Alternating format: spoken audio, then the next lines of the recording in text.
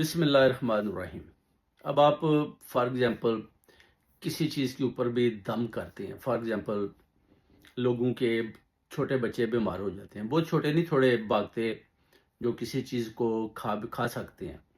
تو کسی بادام کے اوپر یا ایسی چیز کے اوپر آپ اگر دم کرتے ہیں بسم اللہ پڑھ کے، یا قادر ہو، یہ آپ نے پڑھنا ہے 219 دفعہ.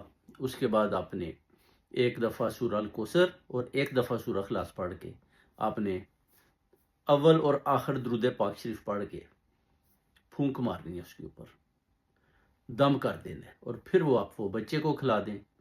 آپ دیکھیں گے کہ کیسے بچے کی جو طبیعت ہے ایک دم کیسے ٹھیک ہوتی ہے. یعنی یا قادرو، یعنی اس کی ذات جو سب کے اوپر قادر ہے.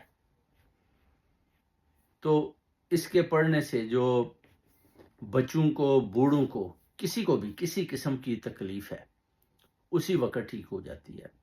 یہ ایسی ہے جیسے کہ آپ ایک چیز، یعنی آپ کی 2 آنکھیں ہیں تو آپ تیسری آنکھ بھی رکھتے ہیں. وہ کہتے ہیں 6 سینس جیسی ہوتی ہے.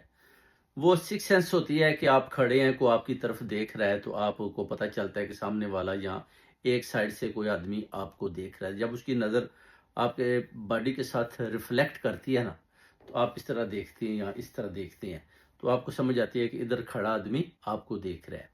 اسی طرح یہ جو روحانیت اور یہ جو نورانیت، اس میں جو پڑھائی ہے علم جعفر کے حساب سے، اس میں تیسری آنکھ جو ہے نا آپ کی ہے نا، وہ بھی کام کرتی ہے. اگر وہ تیسری آنکھ بند ہو جائے، اگر آپ پڑھائی صحیح نہیں کرتے یا کچھ ایسی غلطیاں کرتے ہیں جس کی وجہ سے آپ کی تیسری آنکھ جو نورانی آنکھ ہے، جو روحانی آنکھ ہے، وہ بند ہو جاتی ہے، تو پھر آپ یا قادر ہو 783 ٹائم، ایک دفعہ سورہ الکوثر اور ایک دفعہ سورہ اخلاص وہ پڑھیں.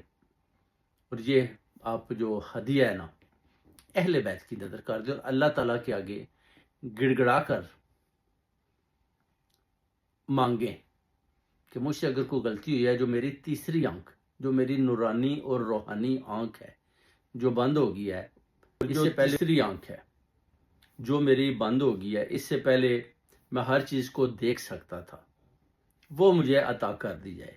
اس میں آپ کو ایک تو 5 وقت کی نماز باوضو رہنا پڑتا ہے، پھر پڑھائی بھی بڑے پراپر طریقے کے ساتھ کرنی پڑتی ہے.